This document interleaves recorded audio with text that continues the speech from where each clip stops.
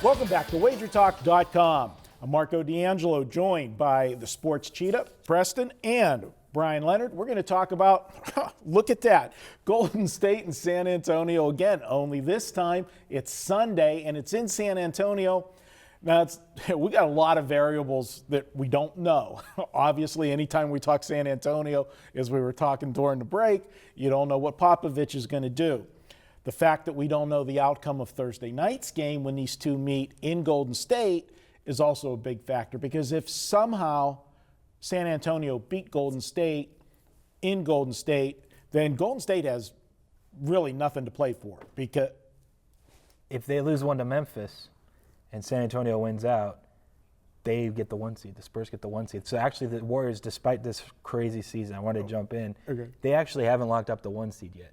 So they do have something to play for. If they were to lose to Memphis and lose at home to San Antonio, they actually have to win that game in San Antonio. Otherwise, I think that they drop down to the 2 seed.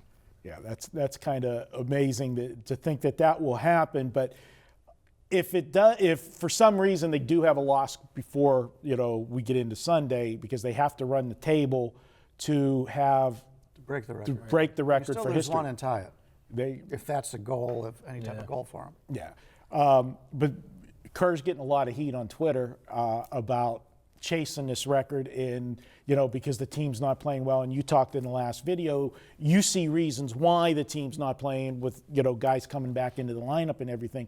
But and I know you watch all of the games, do they look tired to you in any way? They don't. They look. I think they're more lazy and bored than tired. Kerr, I think, made the best point he could after they lost to Boston. He said, the guys that do need rest, we've been resting. Curry and Clay and Dre, they're all healthy. Why would I rest them just for the sake of resting them? On the flip side, you had Iguodala, who has sat over a month, and Bogut and FSSW were guys that were getting rest because they needed it. Now they've just come back this past week, and I think you're seeing a little chemistry issue. That's why they turned it over 24 times against Minnesota. Iguodala looked really, really bad. Steph also was cold. Whenever they don't shoot well from three, then they're going to be tough to, they're going to be in closer games. But ultimately, I think it's more just laziness, boredom, kind of as this season wears on. It makes you wonder, well, then do they really not care about the record that much? That's why, like you mentioned to start, there's so many variables, not only because you never know who Popovich is going to play any given night, but you have a Golden State team trying to maybe set a record, or maybe they don't care. You have a San Antonio Spurs team that's undefeated at home that could go 41-0 at home. And then you have the fact that somehow, despite being able to break a record, the Warriors might not even get the 1 seed if they were to drop one against Memphis this season, and the Spurs beat them twice. So there's a ton going on. It's just a fascinating matchup Sunday where kind of maybe it could all come down to one game. Now, let's play devil's advocate and flip it around. Golden State does win on Thursday night, and they got everything locked up except the record, going into Sunday.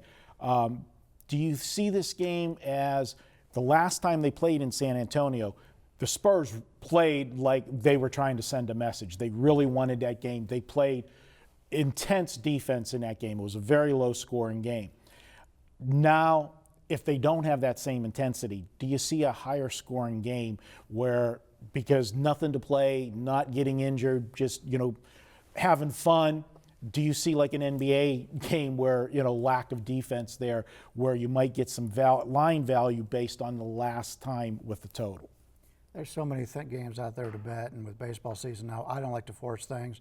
There's too much uncertainty here. And you talked about, the bench for Golden State. The bench was great early in the season, and they haven't played as well down to stretch a lot of it because they've had injuries and the guys haven't played.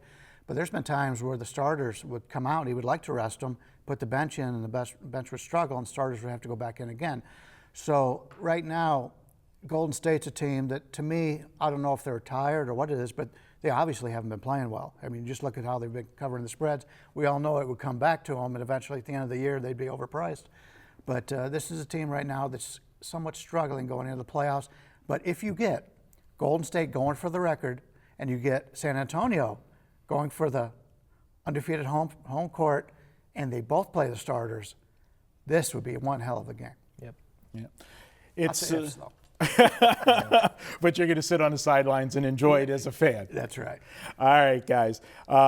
Once again, if you guys want to save $10 this week at WagerTalk, use coupon code PLAYBALL and the number 10. That's PLAYBALL and the number 10, and you'll save $10 on any package this weekend at WagerTalk. We'll be back with more here on WagerTalk.com.